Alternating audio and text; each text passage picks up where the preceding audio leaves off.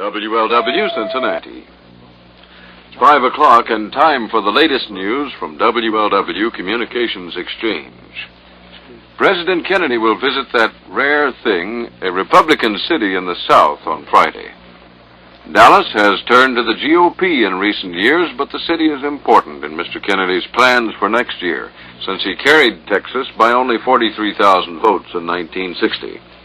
Thursday, the president visited San Antonio, where the reception was warm, and Houston, where it was not so warm. He's spending the night in Fort Worth. A lawyer for James Hoffa says he'll appeal a ruling that bars him from practicing in a federal court in Nashville, Tennessee. The lawyer, Z.T. Osborne, was barred from the court when two judges ruled that he tried to bribe the jury in a Hoffa case coming up. The judges said Osborne admitted offering the bribe through a middleman, but Osborne asked the public to reserve judgment until he appeals. He also said the Teamsters president had nothing to do with the alleged bribe. The threat of a nationwide railroad strike is back now. The sleeping car porters... I see where the Roman Catholics at the lunch for the president in Dallas, Texas today had a dispensation to eat sirloin steak, although it's Friday. A church spokesman said the president didn't need one. The Diocese of Fort Worth and Dallas granted the dispensation since most of the crowd expected at the Trade Mart for the lunches are non-Catholic. A spokesman said that the president didn't need the dispensation since he's commander-in-chief of the armed forces and church laws of fast and abstinence do not apply to the military. Plans to feed the president the biggest, juiciest steak in Texas fell through, though. Secret Service said that it'll choose the president's steak for him at random from the 2,000 that are cooked. This is a customary precaution wherever the president dines at public gatherings. 570 Radio in Fort Worth, WBAP. Here is Morning Edition, complete news and weather coverage combining authoritative sources of WBAP and ABC. Brought to you by your 30 conveniently located Buddy's supermarkets, where your dollar buys more. And with every purchase, you get valuable Scotty savings stamps. Now, Morning Edition, Section 1.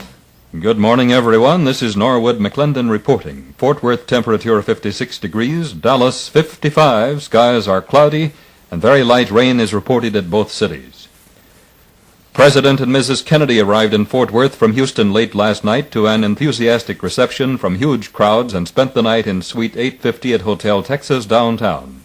The president scheduled two speeches in Fort Worth this morning, the first to the general public, the other at a Chamber of Commerce breakfast.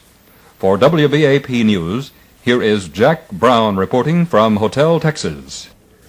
There's a light rain falling in downtown Fort Worth, and that may cut down on the size of the turnout for President Kennedy's parking lot speech.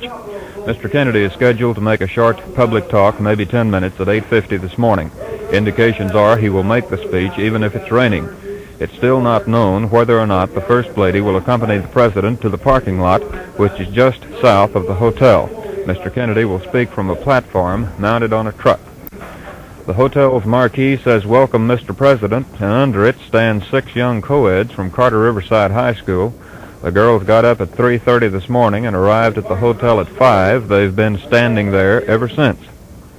A crowd already is gathered outside the hotel's grand ballroom, maybe 200 persons, and they seem to be concerned about finding seats, or at least finding some good ones. The President's ballroom speech, which was an early sellout, will begin shortly after 9. We don't know what he'll talk about. From here, Mr. Kennedy will motorcade to Carswell Air Force Base, where Air Force One will be waiting to fly him to Dallas Love Field.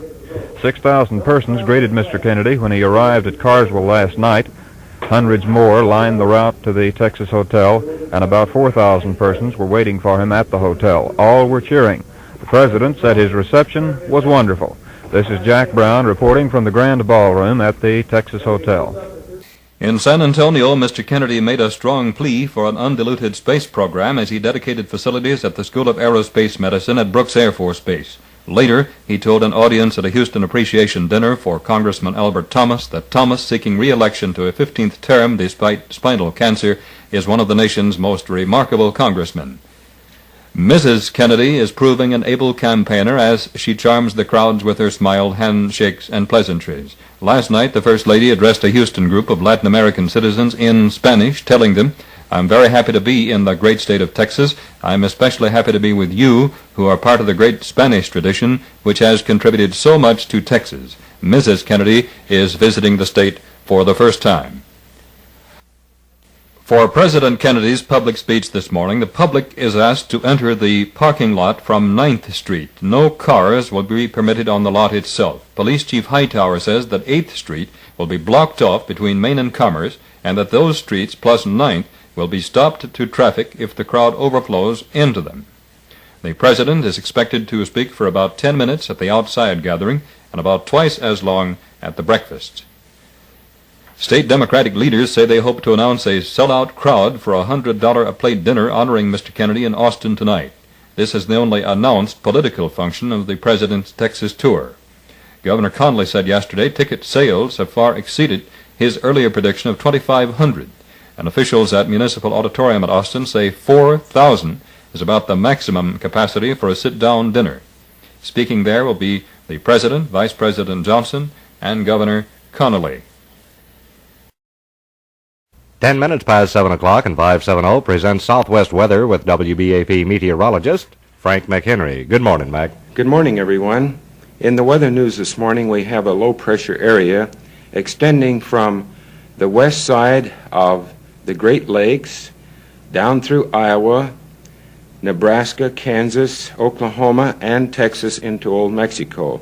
Associated with this low-pressure area, a cold front running from west of Duluth down through the vicinity of Omaha, Nebraska, southwestward across Kansas, clear down into the Panhandle just south of Dalhart, and curves back to the northwest along the Rockies in Colorado.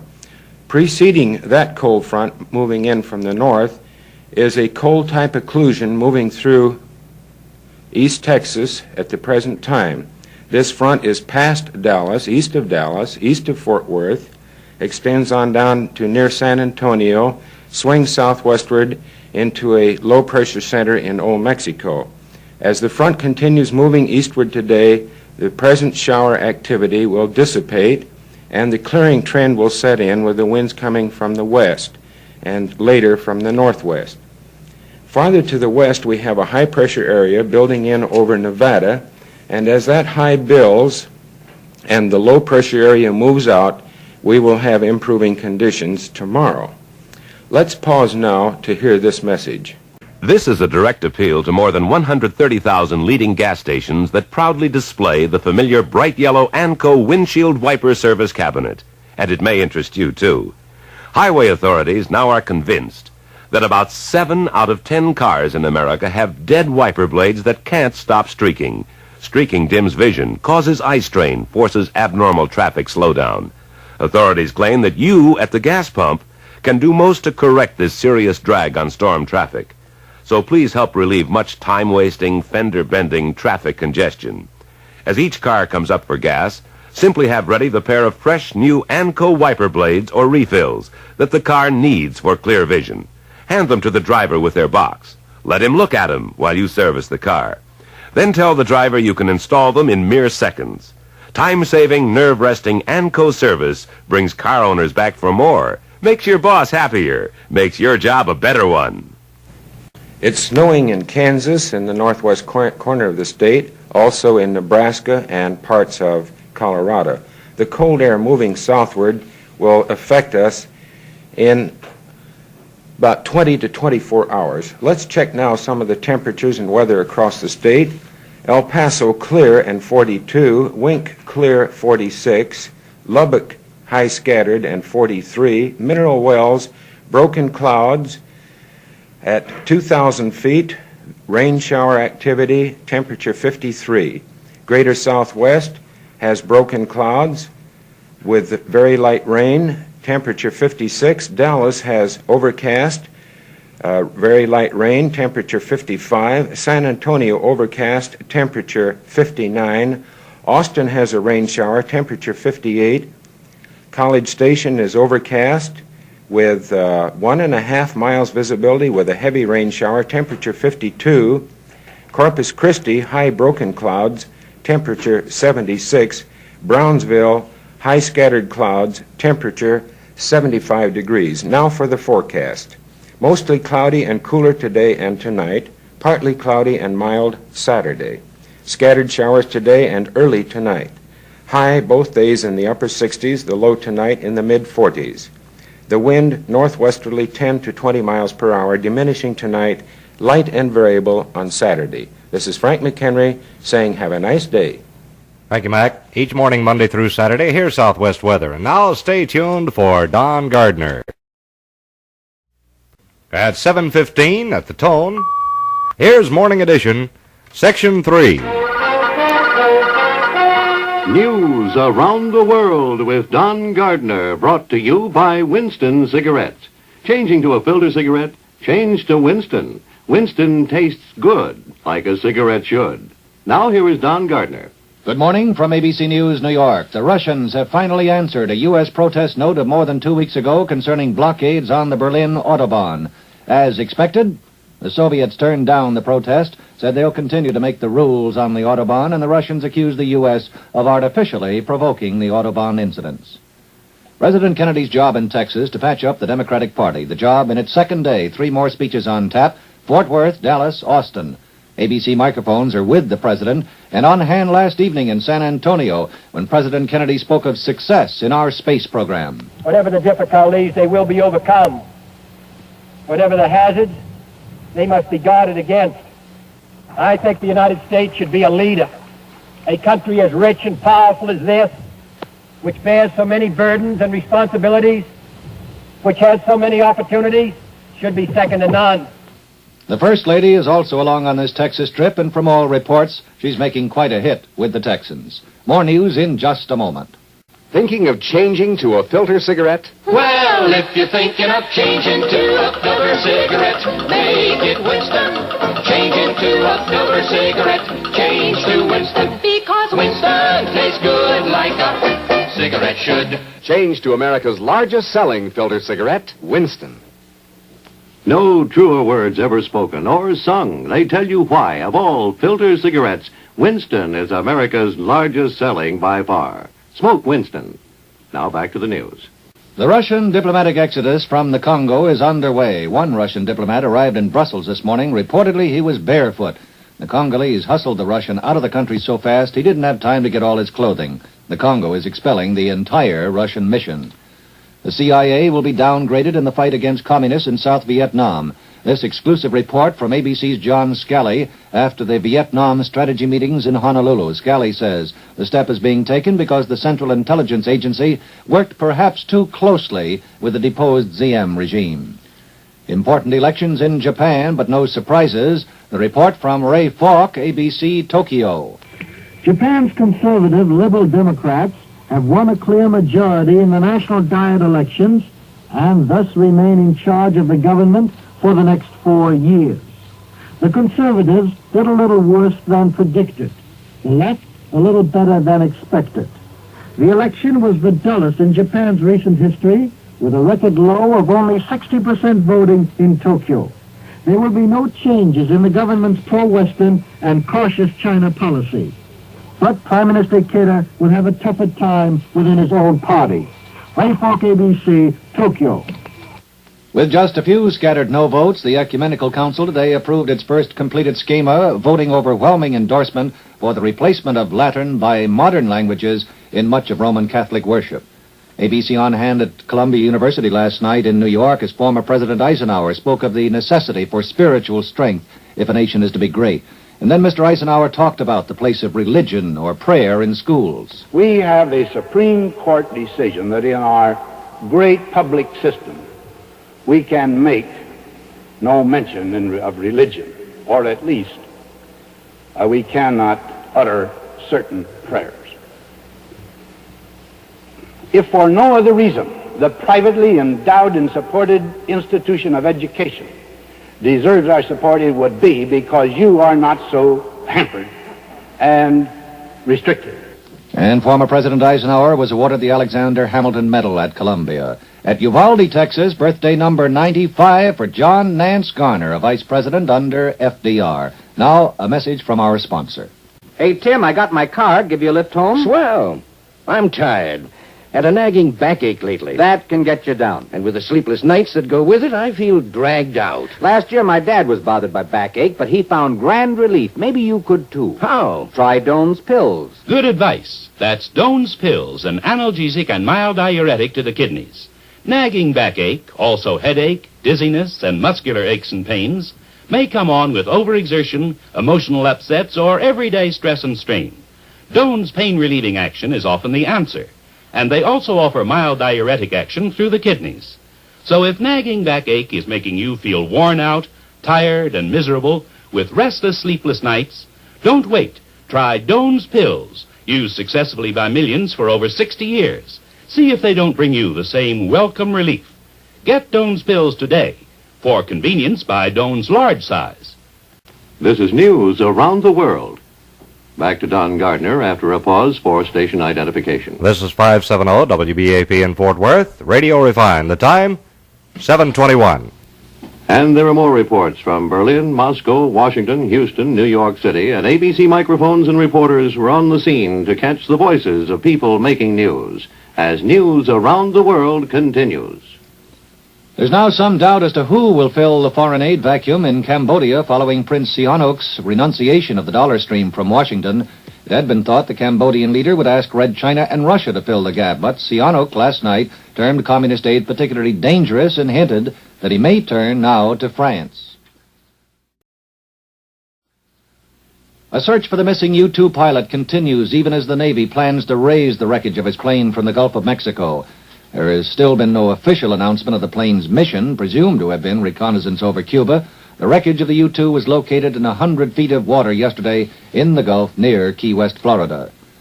The Soviet Union has answered the American protest regarding the incidents on the Autobahn. A report now from Ben Lacey, ABC, Berlin. The Allied garrisons here emphatically reject the Russian version of what happened on the Berlin Autobahn early this month.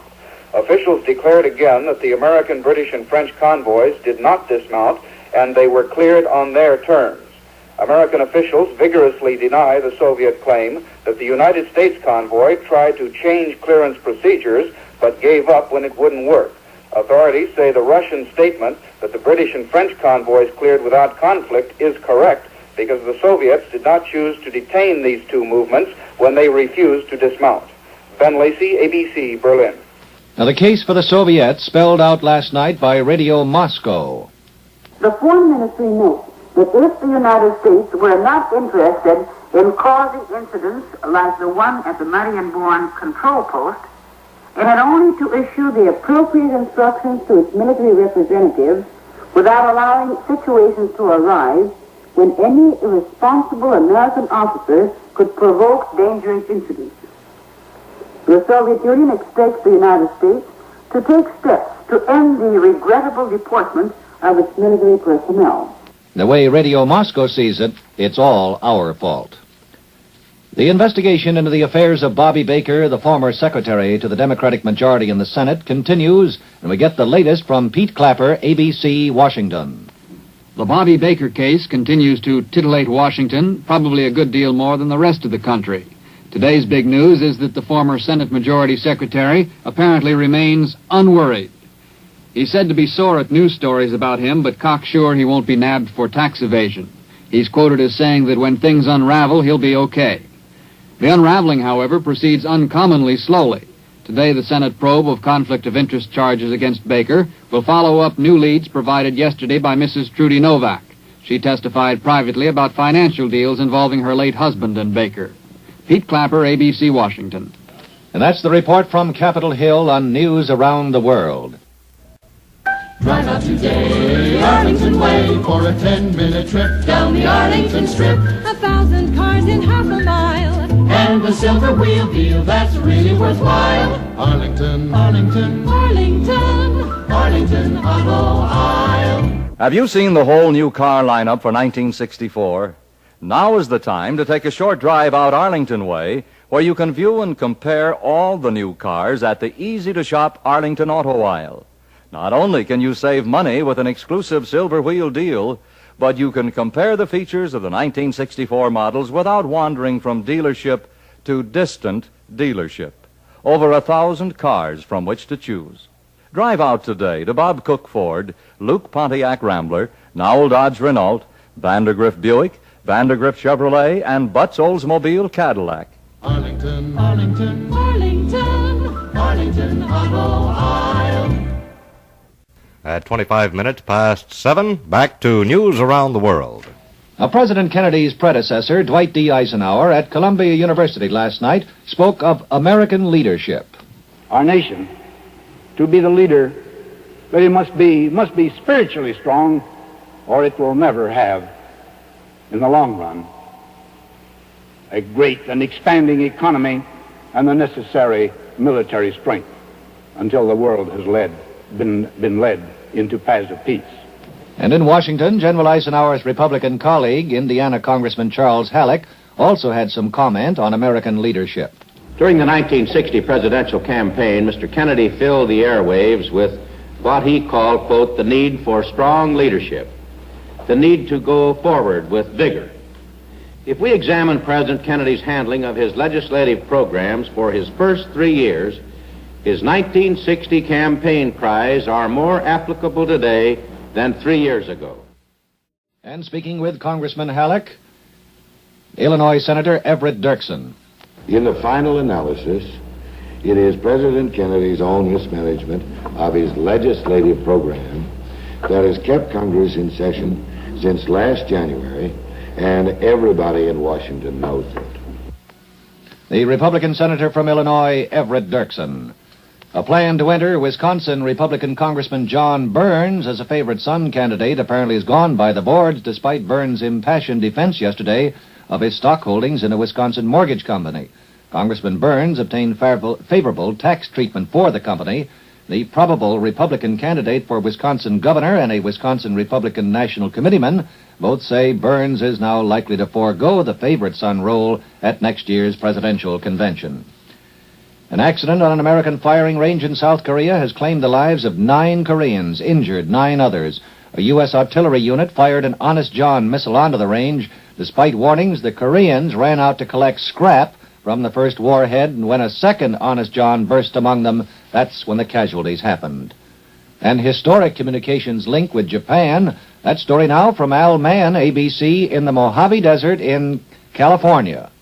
Today, a new era of communications opens between North America and Asia with the transmission of the first direct television pictures from the United States to Japan by way of the relay satellite. Today's transmission will be one way only, from the United States. A special message from President Kennedy to the Japanese people will be the feature part of the program. Not only will the picture span the Pacific, but it'll span time as well, crossing the international dateline to be seen live in Japan on Saturday morning, live in the United States on Friday afternoon. Al Mann, ABC, the Mojave Desert, California. A series of rifle shots brought death to 5 members of one family early this morning in Truman, Arkansas. Police report that farmer Sammy Penter, apparently despondent, turned his gun on 4 members of his family, then killed himself. The shooting at Truman, Arkansas took place at a birthday celebration for Penter's 6-year-old stepdaughter. She was one of the victims. A lawyer for Teamster President Jimmy Hoffa says Hoffa had no knowledge of an attempt to bribe a prospective juror for Hoffa's trial. The disclaimer from Nashville attorney Z.T. Osborne, who was disbarred by a Nashville federal court for his alleged part in a jury fix attempt. The nation's weather, a study in contrast this morning. The north central states shivering under near zero temperatures. Snow has fallen in the belt from Montana to Nebraska. Meanwhile, the rest of the nation fairly basks in unseasonably warm temperatures. Early morning readings already in the 60s from the southwest as far north as Chicago. That's the latest on the weather on News Around the World. The wheat deal with the Soviets coming in for more criticism. This from Texas Republican Senator John Tower. He's against the deal, thinks the administration is keeping the truth about the deal from the American people. Says Senator Tower, it might be too hard to accuse this administration of deliberately attempting to hoodwink the American people. But there can be no doubt that they have adopted an attitude of what they don't know won't hurt them. And the longer the people stay in the dark about what's going on in Washington, the longer they, the administration that is, can stay in power. Disagreeing with Senator Tower, the Democratic Senator from Arkansas, William Fulbright.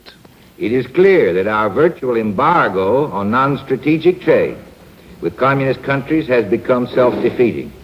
It does not deny the communist countries the goods which they wish to buy, but only assures that they will buy them from sources other than the United States. Senator William Fulbright, chairman of the Senate Foreign Relations Committee on the wheat deal. That's the morning wrap-up on news around the world. This is Don Gardner, ABC News, New York. Goodbye, and I hope you have a good day. It's 19 minutes to 8, and from Hotel Texas, here is Frank Mills with a 570 Mike Side report. Good morning, everyone. For a few hours that began about 8 hours ago, Fort Worth is the capital of the United States of America. It's a singular occasion, for at the same time we have with us today the President and the Vice President of the United States. In the dark hours before dawn, the sky was lighted by the golden glow of the outline of the skyline of the city of Fort Worth, reflecting the warmth of the welcome for the President and the First Lady. Here in the hotel, there's an air of expectancy, almost a festival, party-like air. Almost all of the 2,000 guests have been seated. Most all of them already have been served. It has been going off just like clockwork this morning. We are located some 40 or 50 feet from the kitchen, through which the President and his party will make their entrance. Why the kitchen? Well, security reasons for one thing. Another, it is almost the direct route from the elevators to the ballroom and thence to the speaker's table. We arrived at 6 o'clock this morning, and already people were here gathering in the dark and in the rain from every vantage point that they, from where they could find a dry spot at least, to view the President. And of course, as the dry spots were taken up, then the people took to standing very patiently and quietly in the rain, awaiting the time when they could see the President. Of course, the kitchen force was here in force this morning, and I am sure long before we arrived, some very quick, simple arithmetic, something over 2,000 people to be served, and if they're going to have 2 eggs apiece, this is some 4,000 eggs that had to be broken and scrambled, and if we can project this a little further, I would imagine some 400 pounds of ham and over 200 gallons of coffee. So if you've been upset about making plans or overseeing a wedding reception or the club's annual Christmas party, you'll know what the force has been faced with here this morning. So the people are still assembling outside. For the public appearance the President will make in the parking lot directly across the street from the specially erected platform there. Because regardless of political persuasion, people are gathering for a real-life glimpse of the President of the United States. As one man said to me this morning as I walked among the crowd out there, after all, he is the President, and I got here early so I could get close enough to perhaps say, good morning, Mr. President, and welcome to Fort Worth. At various times during the morning, we will be interrupting the regular program schedule to bring you feature reports here from the Grand Ballroom, and also, of course, as the festivities, if we can call them that, and this is the air about the place, as they begin at approximately 8:45. That is the time the President is scheduled to address the people outside. We will bring you in its entirety the program here from the Grand Ballroom. So for the time being, this is Frank Mills returning you now to the studio. 570 WBAP, Fort Worth. Get behind the wheel of a Campbell Oldsmobile at Bob Campbell's Western Olds. You get the finest deal on a fine automobile at Bob Campbell's Western Oldsmobile. Spirited and sportier than ever for 64. That's the all-new F-85 Cutlass by Oldsmobile, loaded with action. With just a flip of the wrist, you'll ease the optional Jetaway transmission into position for instant response.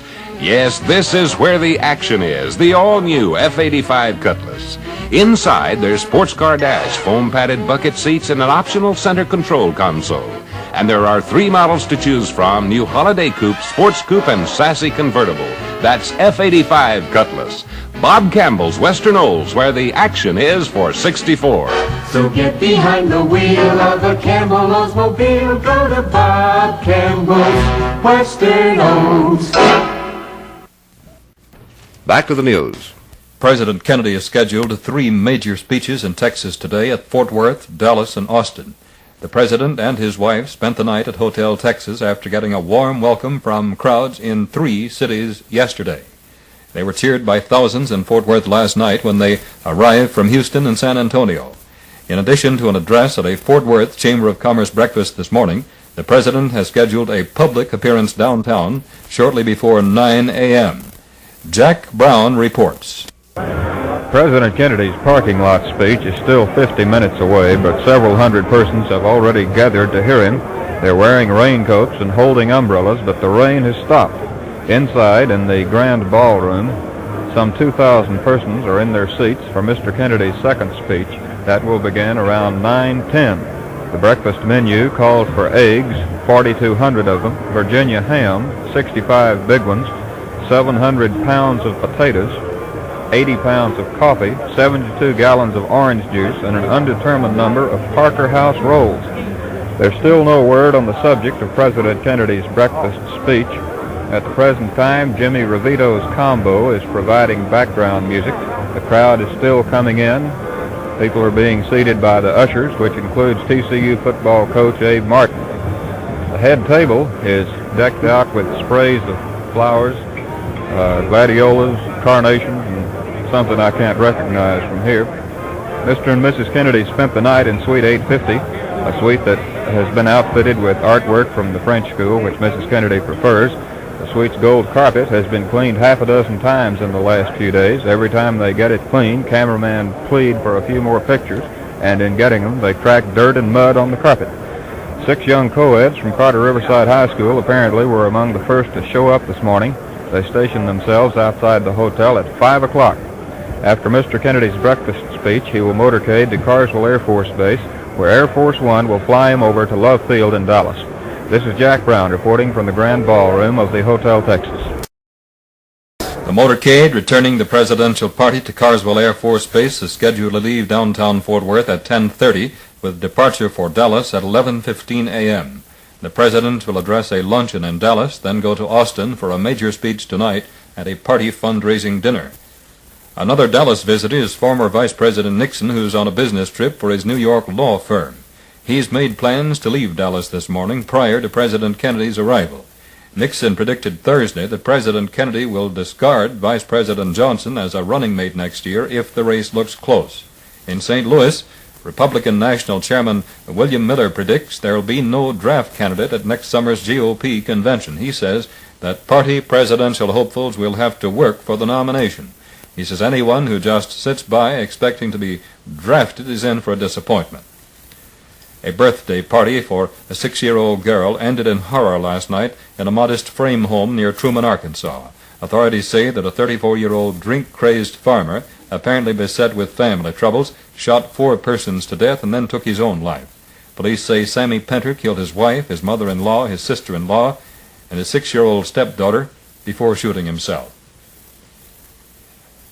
A bedraggled Russian diplomat, not even wearing shoes, arrived in Brussels this morning after being expelled from the Congo. Several hours later, the Russian Boris Voronin was hustled aboard a Soviet plane bound for Moscow. The fate of the other Soviet diplomat picked up on subversion charges in the Congo is not known. The Congolese premier has ordered the entire Soviet diplomatic mission expelled from Leopoldville. The 570 Weathercast presented by the Union Bank of Fort Worth. In Dallas, cloudy. The relative humidity is 90%. The wind south at 5 miles per hour. Barometer stands at 29.83 steady. It's 55 degrees. At Fort Worth, cloudy with a light rain.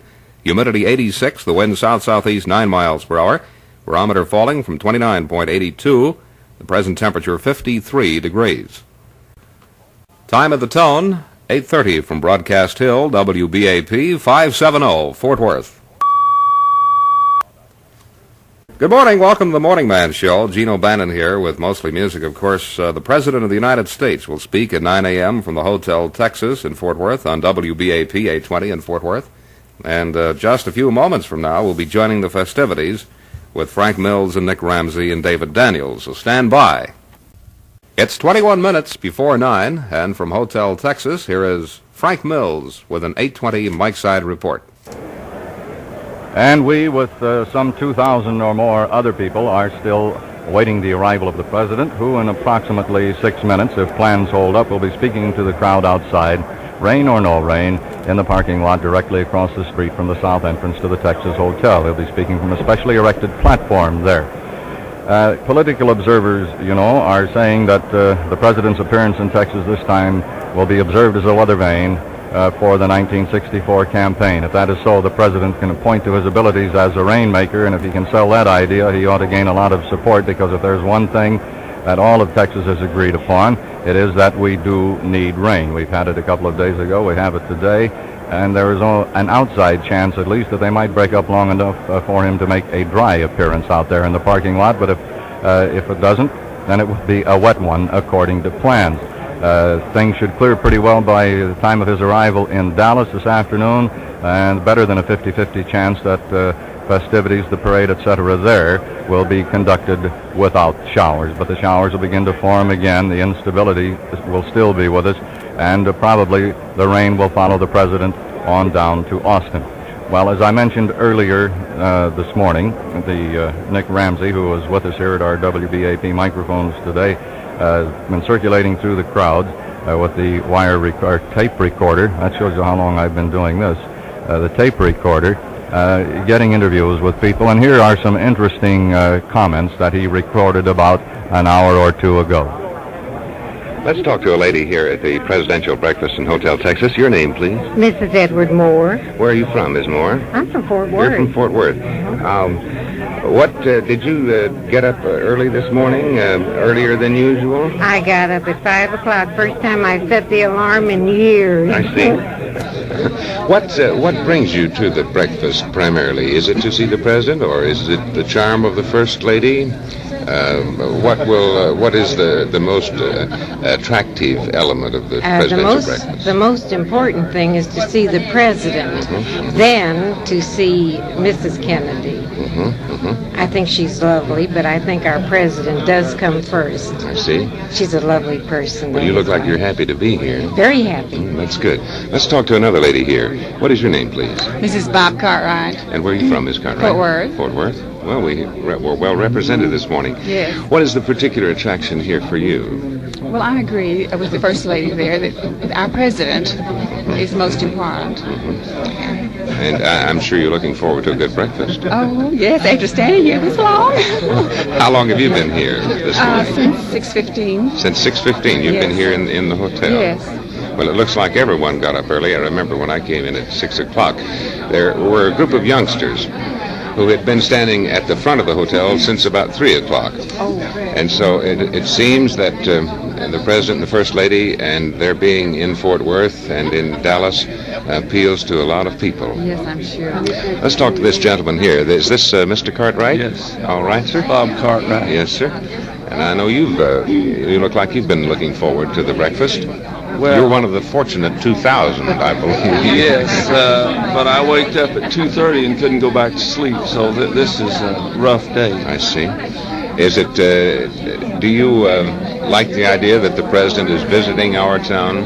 Oh, yes, I do. I think it's... How do you feel that Fort Worth, he will be impressed by Fort Worth as a city? Well, I think Fort Worth has really turned out for him. I think the business houses turning on the lights last night, the work that the Chamber of Commerce has done is going to make a very lasting impression, I hope, on the president and also the vice president. Well, that's Mr. Cartwright. Yes. And his idea is concerning how Fort Worth has turned out to welcome the president. And I know that you're glad to be at the breakfast. Thank you so much, both you and Mrs. Cartwright, for talking with us. Thank you. Let's talk to this gentleman here. Your name, sir? John Herrick. Mr. Herrick, you're up bright and early this morning. Is it your usual procedure to get up early in the morning? Not quite this early, but I really feel that history will recognize this man as being one of the greatest presidents we've had. Mm-hmm. And so I do not want to lose the opportunity just because of a few hours sleep to see him. I see. I've heard some talk that this is a non-political trip. Do you believe that evaluation holds as of this moment? Well, I think so, because I think regardless of party, a sense of excitement has been going through Fort Worth for the last 4 or 5 days. And the fact that our president is here is, I think, enough to say that it is a non-political trip. All right, so thank you very much for talking with us. And we'll be talking with some other people here at the Hotel Texas Presidential Breakfast throughout the morning. Some of the 2,000 who will be at the breakfast itself. This is Nick Ramsey, returning you to the studio.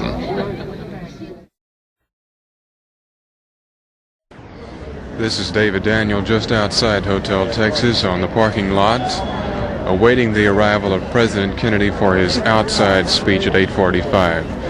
A police captain has estimated the crowd at 2,000 people.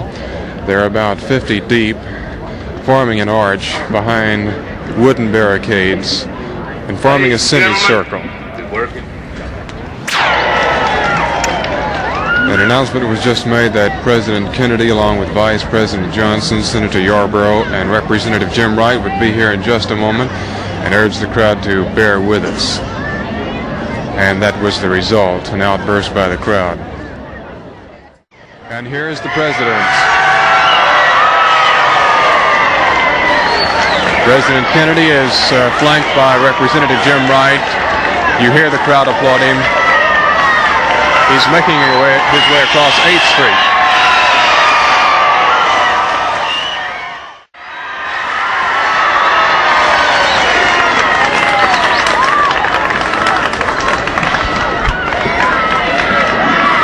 Now Representative Jim Wright. Our friends, this is the proudest day in the history of Fort Worth and Tarrant County. Before I present our highly honored guests, let me briefly introduce those of our home folks who have helped make this event possible. The distinguished president of the Fort Worth Chamber of Commerce, Raymond E. Buck. State Executive Committee woman from Tarrant County, Mrs. David O. Ballou, Jr. Our energetic, able State Senator Don Kennard.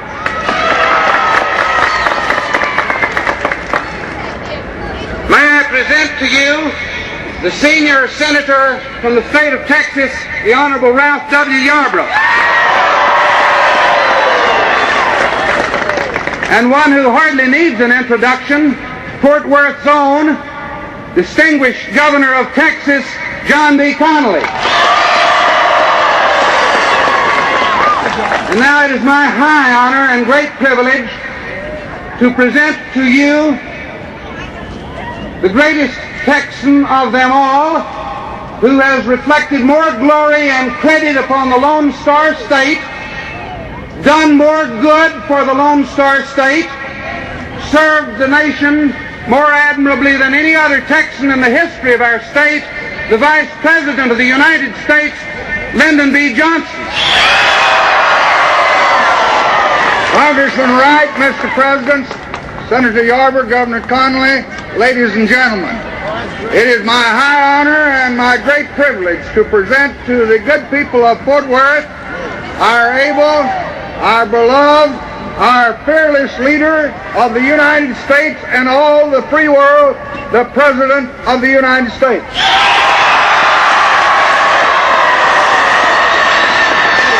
Mr. Vice President,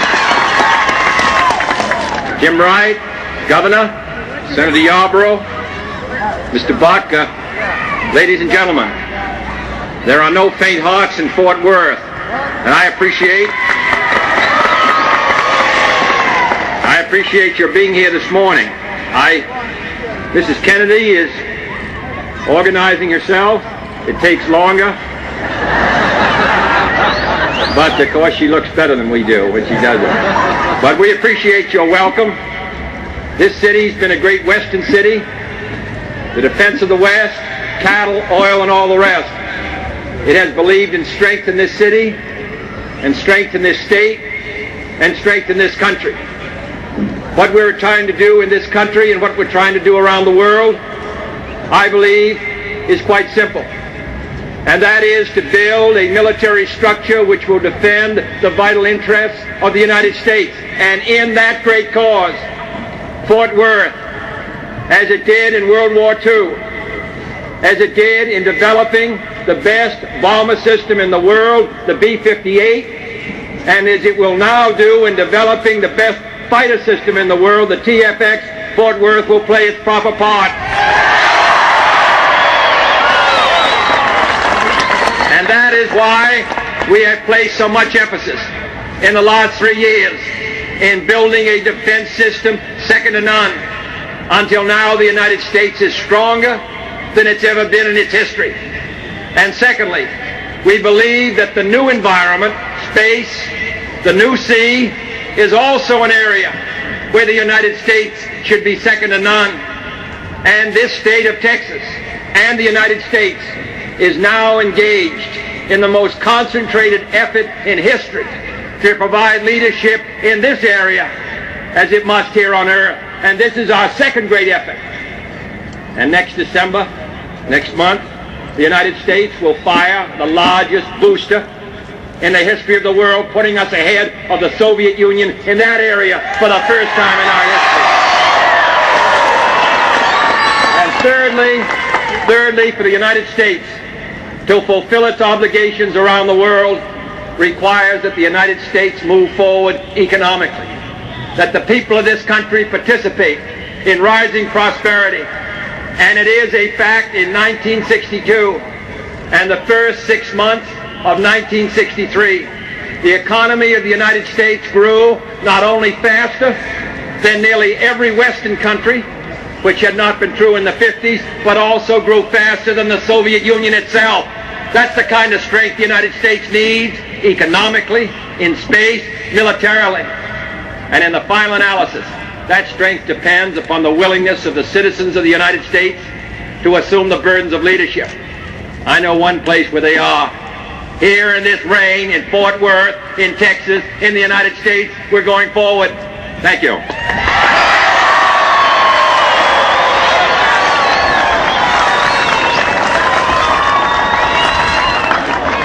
The President now takes his... Thank you for being here. The President and Mrs. Kennedy will begin the motorcade here after the Chamber of Commerce breakfast is over. Thank you so much. That was Representative Tim Mike. Now the President makes his way to greet some more of the crowd, walking around the barricades, touching the hands of those around the barricade.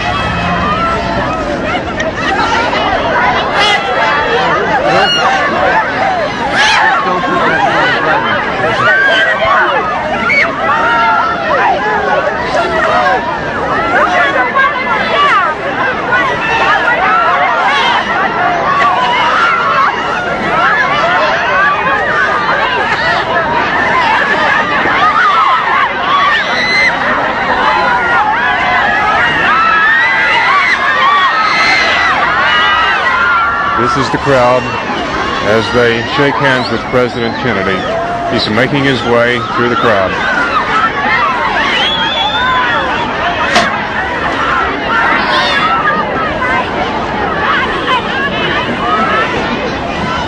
We have a long microphone which is about 14 inches long. It looks sort of like a long pistol.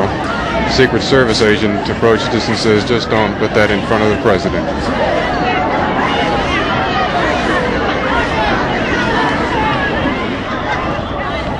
The President is weeding his way slowly through the crowd as many more crowd around him, trying to reach out, stretch out, touch his hand. Many have cameras trying to take pictures. This is David Daniel on the parking lot of Hotel Texas, now returning you to the studio.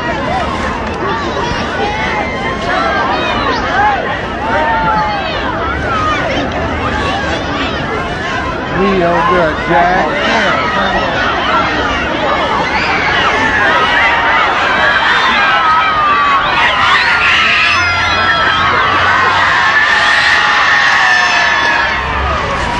Now the President has decided to go shake the hand of a sheriff's posse rider.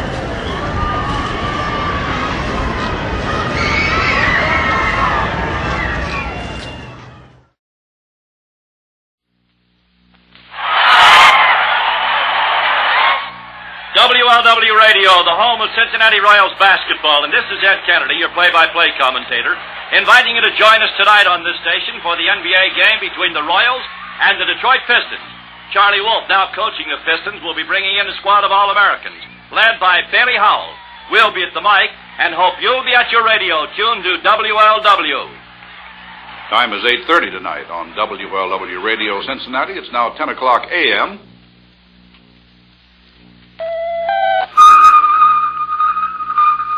NBC Radio, News on the Hour, brought to you by Bayer Aspirin for fast relief from headache, muscular pains, or fever of a cold. Now here is Russ Ward, NBC News. President Kennedy, in his second day of speechmaking in Texas, is defending the TFX warplane as a powerful force of freedom. We'll have a report from Texas coming up. South Vietnam's Revolutionary Council has dismissed 31 high-ranking military officers for an indefinite period while investigations are made into their activities during the Diem regime. French officials are quoted today as saying the de Gaulle government would give sympathetic consideration to economic and military aid for Cambodia. Cambodian Prince Norodom Sihanouk reportedly has said France is the most capable power to represent the Western world in that part of Asia. There has been no official request for help, however. 9 South Koreans have been killed and 9 others injured as they were gathering scrap metal on a U.S. firing range north of Seoul. The victims died when an Honest John rocket landed in the area.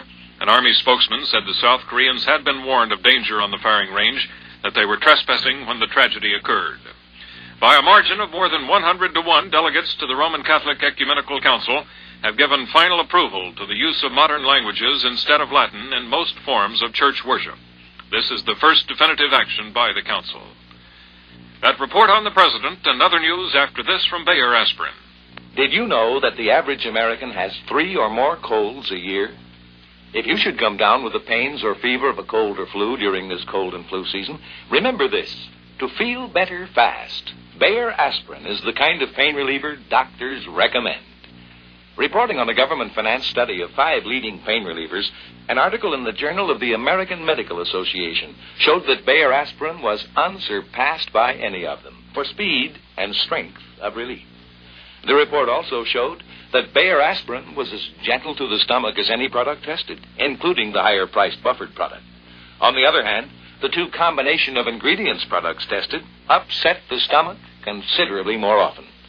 So for fast, strong relief from the pains and fever of a cold or flu, and especially if certain combination of ingredients products upset your stomach, try Bayer Aspirin. For your youngsters, get Bayer Aspirin for children with its new orange flavor. Here again, Russ Ward. President Kennedy has opened the second day of his political swing through Texas. The story from NBC's Robert McNeil with the presidential party in Fort Worth. President Kennedy is beginning the day with a defense of the controversial TFX fighter plane. He's telling a breakfast audience in Fort Worth right now that there's been a good deal of discussion of the competition to win the TFX contract, but relatively little discussion of what this revolutionary plane will do. The president has also just spoken to a crowd of several thousand standing outside in the rain. He's now preparing to move on to Dallas for a major lunchtime speech on the theme of American strength. Police in Dallas have mounted the biggest security operation in their history to prevent any repetition of the demonstrations which marked the visit of UN Ambassador Adlai Stevenson last month. Although Texas newspapers are much preoccupied with Democratic Party feuding behind the glamour of the occasion, it has not detracted from the Kennedys' popular success. Robert McNeil, NBC News, with the presidential party in Fort Worth.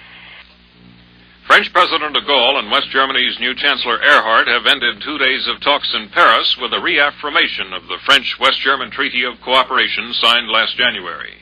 The 2 men called for, quote, all necessary efforts to solve the problems of the European common market. No progress was reported on questions of nuclear defense for Western Europe. Today, incidentally, is the 73rd birthday of President de Gaulle. He has asked that there be no public ceremony. Another birthday of note, John Nance Garner, 95 today. He's being honored in his hometown of Uvalde, Texas, with a farm and ranch show. Russ Ward, NBC News, Washington. Now's a good time to see your Chevrolet dealer and ask about a Smile Mile. He's proudly displaying 5 entirely different kinds of exciting new cars for '64. Corvair, Corvette, Chevy 2, Chevelle, and Chevrolet. And don't forget to ask about the Chevrolet Songbook, with the words to more than 100 of the great old favorites. Come in soon. Ask your Chevrolet dealer about the Chevrolet Songbook and ask about a Smile Mile. This has been NBC News on the Hour. Listen again on the hour for NBC Radio News, brought to you by Chevrolet, for Chevrolet dealers everywhere. James Daly is one of Monitor's weekend hosts on the NBC Radio Network.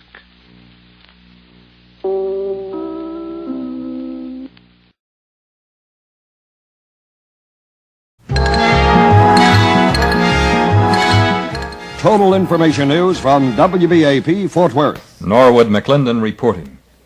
President Kennedy drew prolonged applause in Fort Worth this morning when he said this country next month will fire the largest rocket booster in the world, putting us ahead of the Soviet Union in space.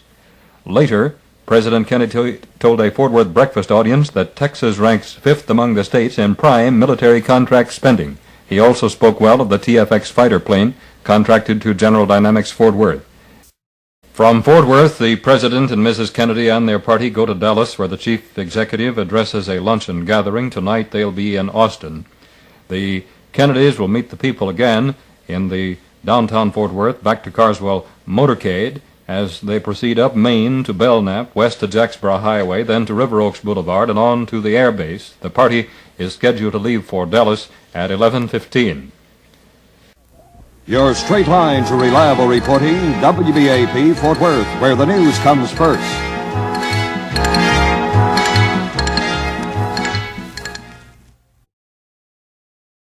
A big city has been told to be on its good behavior today, and we're it.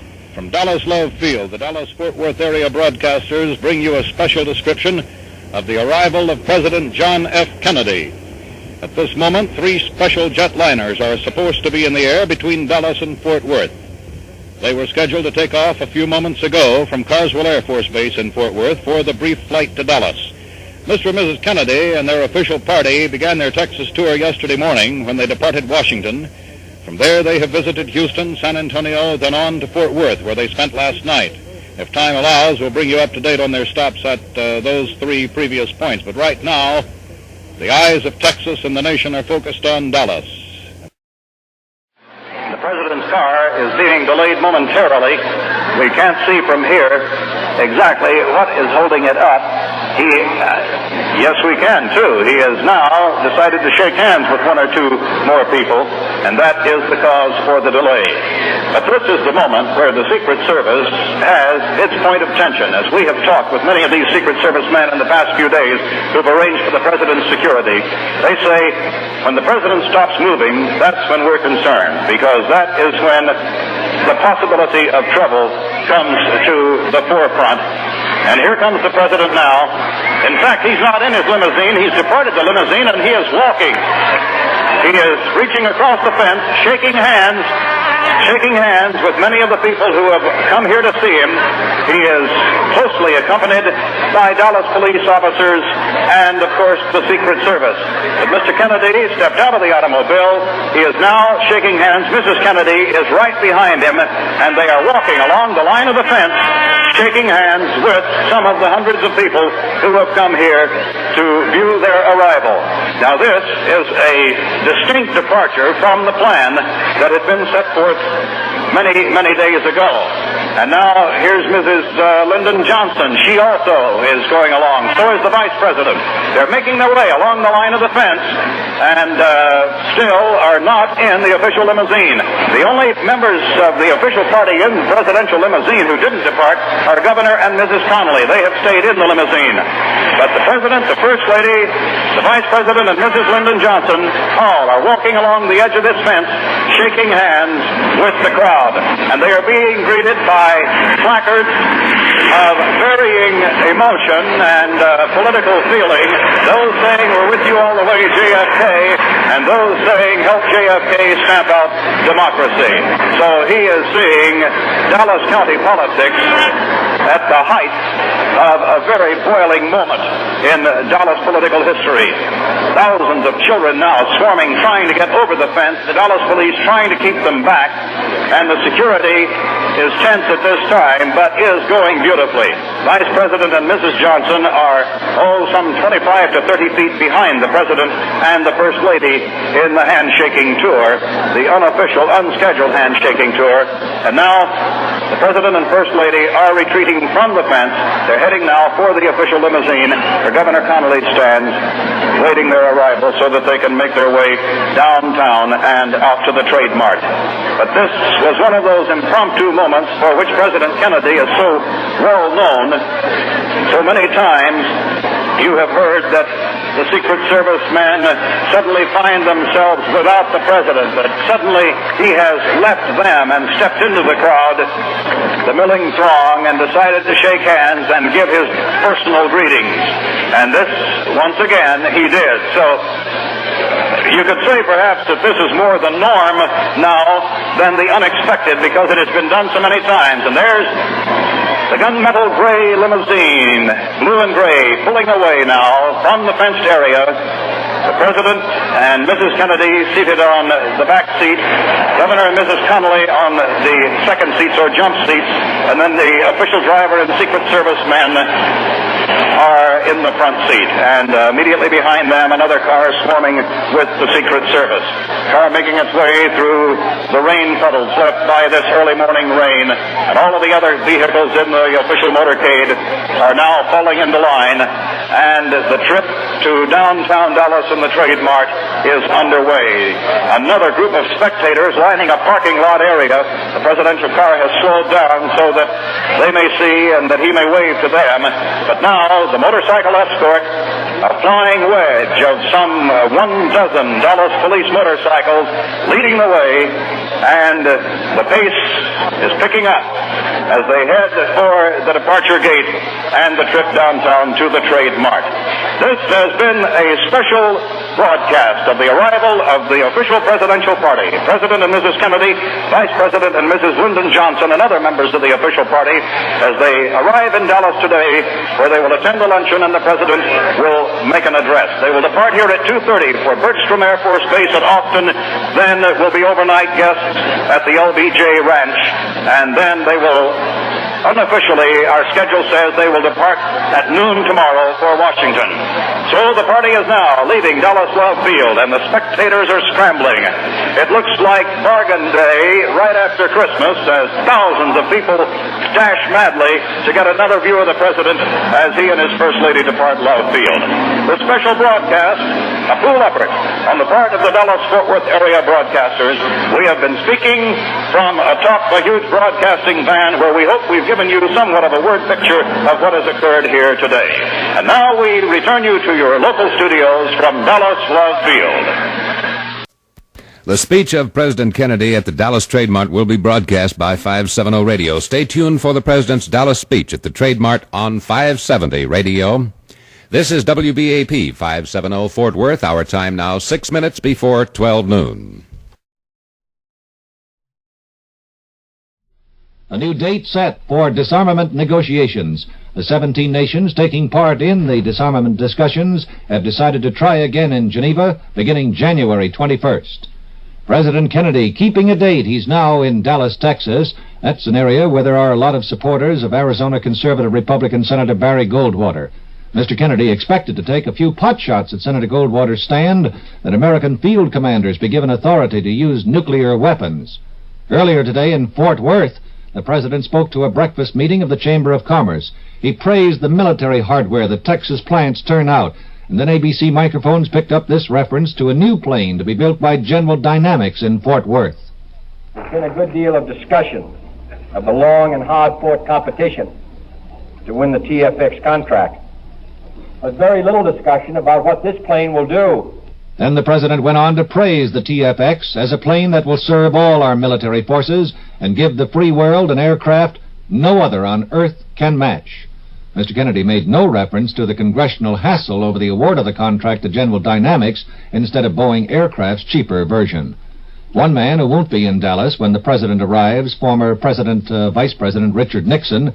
Nixon there on a business trip he left this morning. Nixon said he thinks the 64 Democratic ticket may dump Vice President Johnson if the going gets rough.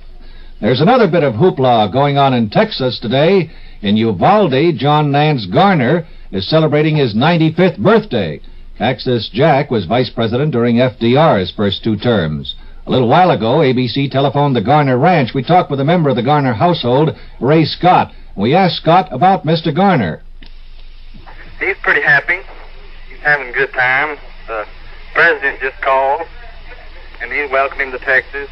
They talked about 2 or 3 minutes, and he had about 100 people come to see him, and the band was out in the front yard playing, high school band, and he's in happy spirits, has a big cake and everything, people bringing him presents.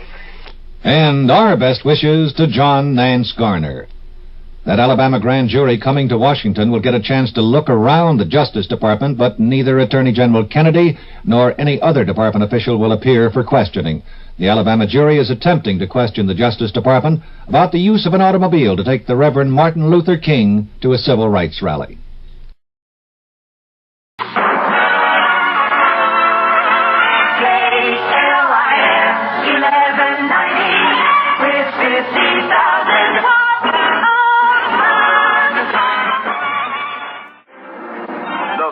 Of the 2 most glorious holidays of the year is coming, so it won't be long before you make a most important meat purchase.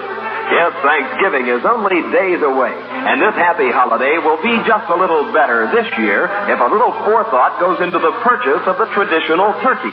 Naturally, you want a turkey that gives you extra meat per pound, and if you're like most families, you'll want a turkey that offers more of the moist, sweet, absolutely delicious white meat per pound. There are turkeys that meet these requirements. You'll find them at your grocer's bearing the famous Armour Star. Yes, ma'am, I'm talking about Armour Star broad-breasted turkeys, government inspected and graded to assure your family a very special treat this Thanksgiving. Armour Star turkeys have moderately long, deep, well-rounded breasts with extra white meat, plenty of dark meat, too. When you shop at your grocer's for that Thanksgiving turkey, get an Armour Star broad-breasted turkey, government inspected and graded to assure you of the very best. Armour Star, best by far. Well, 3 minutes now before 12 o'clock. That's KLIF making whoopee time. We've got 63 degrees right now. In portable TV, Sylvania brings you the exciting new trends for 1964 with exclusive power screen chassis that brings you crisper, brighter, sharper pictures than you've ever seen before. Circuitry so new it's patented. A new trend in viewing convenience. A curtain timer clock that turns your favorite programs on and off automatically. Sylvania also gives you a bonded shield picture tube in every TV. Out front sound. New sculptured cabinetry with up-to-the-minute styling. Also new from Sylvania, Dynamic America console TV with bonded shield picture tube, the power screen chassis, beautifully styled cabinetry, and all at prices that will convince you that Sylvania is your best TV buy. During Sylvania's fall celebration sale, you'll find 19-inch TV sets starting as low as $129.95. And when you visit your Sylvania dealer, be sure to register for the free portable 19-inch Sylvania TV or one of the many clock or table model radios to be given away. You expect more total contact news on KLIF, and you get it. Our service to Dallas of your neighborhood thrifty food store. Dallas. It was a late date for President Kennedy this morning as he got away from Fort Worth 10 minutes late. The chief executive spoke to a Fort Worth breakfast before he enplaned for Big Dave. The official greeting party, including Mayor Earl Cabot, Judge Lou Sterrett, Eric Johnson, and others, were on hand to welcome Mr. Kennedy at Love Field. Air Force plane number 1, the president's plane, arrived at 11:38 a.m., just 3 minutes overdue. On his non-political tour, Mr. Kennedy and his motorcade left Love Field to travel along Lemon Avenue to Turtle Creek to Cedar Springs to Harwood to Maine, then to Stemmons and the Trade Mart for lunch. During his speech in Fort Worth, Mr. Kennedy said in 1964, the U.S. would test a booster so powerful that this nation would leave Russia far behind in the space race. As if Mother Nature was watching the president's arrival, the sun beamed down on Love Field as the president arrived. This was a portion of Mr. Kennedy's speech as he addressed the Fort Worth breakfast.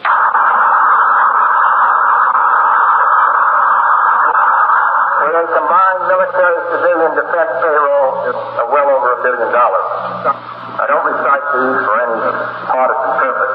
They're the result of American determination to be second to none. President Kennedy commenting on the nation's defense effort and the part that Texas plays. Fort Worth, Governor John Connally commented today on the chilly relationship between him and U.S. Senator Ralph Yarborough of Texas, saying with a chuckle that most believe the rift is deeper than it really is. Connally said at a news conference in Fort Worth that he had not even discussed the matter with President Kennedy because, as he put it, I didn't think it was important enough. Amarillo.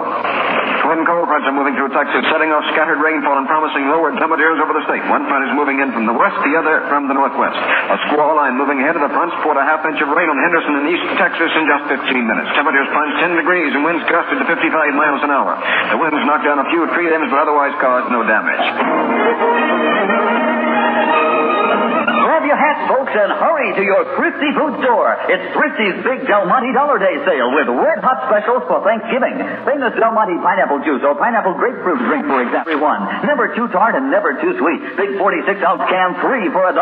Another Thrifty special, Del Monte corn with that sweeter flavor. Enjoy rich roasting ear goodness. Your choice of family style or whole kernel. Number 303 can, 6 for $1. More Thrifty scoops, Del Monte early garden peas. Tempting, tender Del Monte peas chock full of early garden goodness. Number 303 can, 5 for $1, and that's not all. Del Monte fruit cocktail. Luscious hand-picked Del Monte fruits combining juicy peaches, pears, grapes, pineapple, and bright red cherries. Number 303 can, 5 for $1. Now during the Del Monte Dollar Day sale at your Thrifty Food Store. Shop at your home-owned Thrifty Food Store.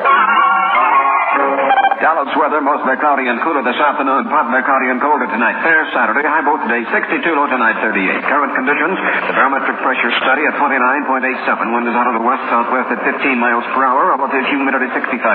KLA temperature 63 degrees. Since now, the 12 noon, Priority 1 headline. President Kennedy arrives at Love Field as about 2,000 Dallasites greet him. This edition of KLAF News has been brought to you by Thrifty Food Stores. Jerry DeLon speaking. This is Bob Husker again at Main and Akron in downtown Dallas. And the first red lights are now visible coming far down the street, just having now turned right-hand onto Main off of Harwood. And the large police escort is now ahead of the presidential motorcade. Buses are pulled over to the side of the street, and the crowd is surging forward to close in somewhat on the leading cars. There are 5, 6, 7 motorcycles still here in front of the first cars. And the crowd at our point is surging forward. There's a big cheer going up as the president gets further down. And now the ticker tape and other confetti and such is beginning to flow from the windows all over the large buildings here and engulf the entire motorcade. Here comes the first car with Police Chief Jess Curry and Sheriff Bill Decker. And here is the President of the United States. And what a crowd, what a tremendous welcome he's getting now. We can, and there's Jackie. She's getting just as big a welcome. And the crowd is absolutely going wild. This is a friendly crowd in downtown Dallas as the President and the First Lady pass by. There is Lyndon Johnson and Lady Bird passing by in the second car behind Moore. And here come the congressmen in their automobiles. And there comes the press. They're shooting the entire crowd as they move along here. Here is KRLD's cameraman Jim Underwood along with others and more press people coming by. As we can see, the presidential limousine even further down the street. It's a tremendous welcome. Not a placard in downtown Dallas. And here comes the White House press. The big chartered bus is now arriving. And more limousines. The entire motorcade is now being, as we can see the rear of it, it's the crowd's closing in behind the motorcade. And up ahead of the motorcade, far down the street towards Simmons Freeway, we can see the crowd is absolutely going wild, and there's more ticker tape falling out of the windows. There are people absolutely looking from every window here in downtown Dallas, and it was a wonderful welcome as the President and Jacqueline Kennedy passed our point at Main and Akron. The latter part of the motorcade has just passed, and now the entire Main Street is completely filled from building to building with people, and they're following the motorcade down towards Simmons Freeway. The people really enjoyed that one glimpse of the President of the United States and Jacqueline Kennedy. They're going further down, and just about now, as we can see, far, far down Main Street towards Simmons Freeway, the motorcade is just about to reach the location of the county courthouse. And the people are still running down Main Street following the presidential motorcade. The enthusiastic welcome that broke loose here at Main and Akron has followed the president all the way through, and thousands of people who were crowding the streets here are following the motorcade even further down Main Street towards Simmons Freeway. It was a wonderful welcome for President Kennedy and Mrs. Kennedy. There was certainly no adverse demonstration. It was a tremendous welcome that Big D gave our chief executive. The presidential motorcade is now just far out, almost out of our sight, and the only thing still visible above the heads of thousands upon thousands of people who are still following the motorcade down Main Street towards Simmons Freeway, just the very top of the big buses carrying the official party and the congressman as well as the White House press. It was a tremendous welcome here in Main and Akron and all along Main Street in downtown Dallas. And now gradually the crowd is beginning to thin out at our location, and we can see a little bit of traffic beginning to move far down to the east on Main Street. And those who are following the presidential caravan are just about out of sight now too, and most of the crowd at our point are going back to their respective jobs and wherever they have to be on this particular afternoon.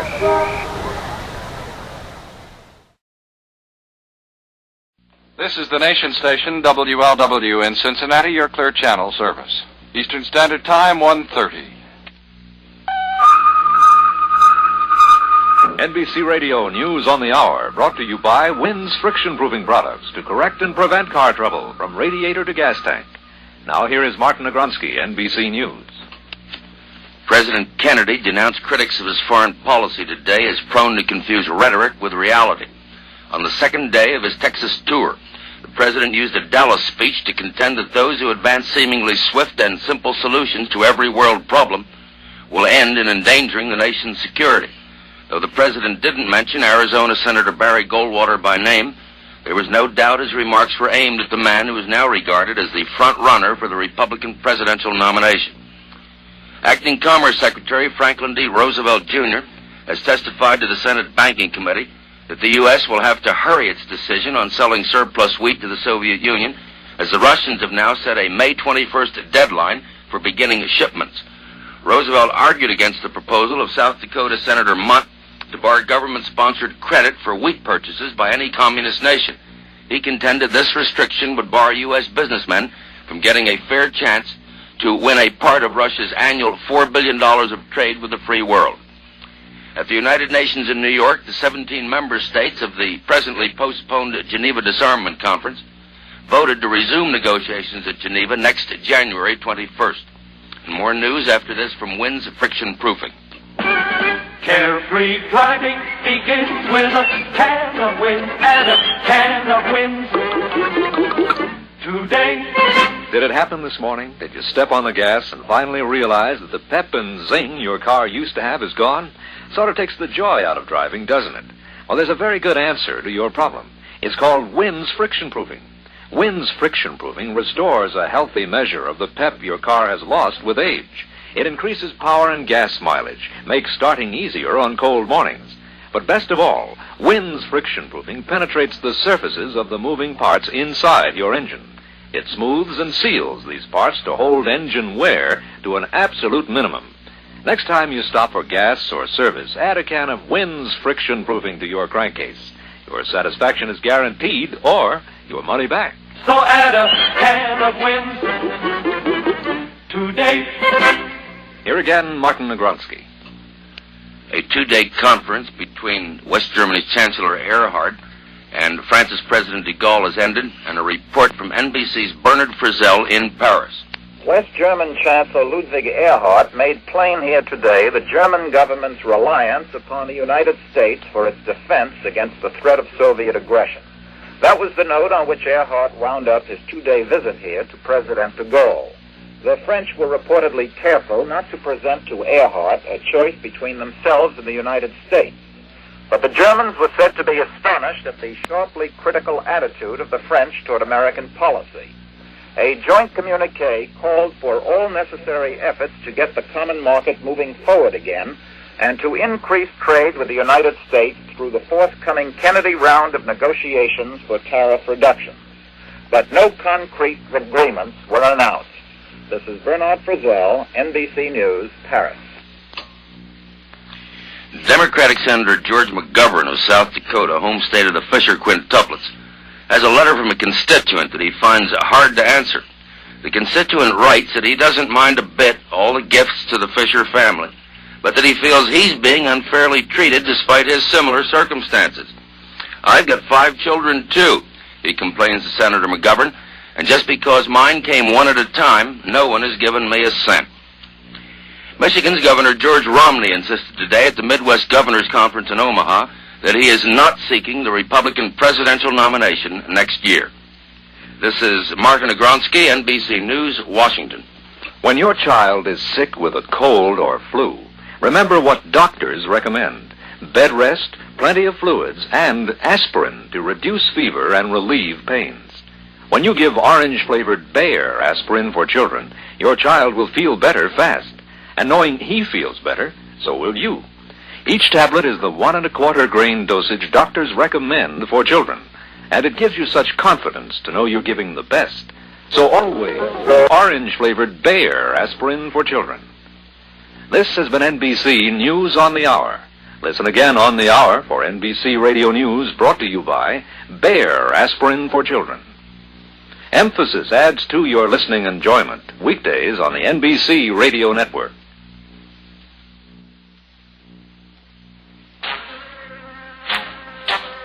Good afternoon, everyone. It's Friday, November 22nd. Welcome to the Tune Pipe.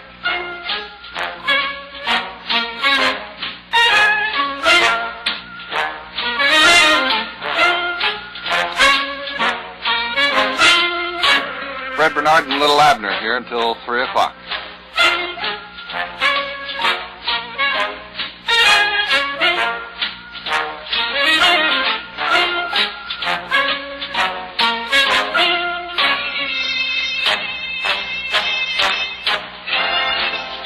It would appear to be another one of those gray and overcast days with some rain falling around the tri-state area, cloudy skies to continue with the showers off and on again, that type of day.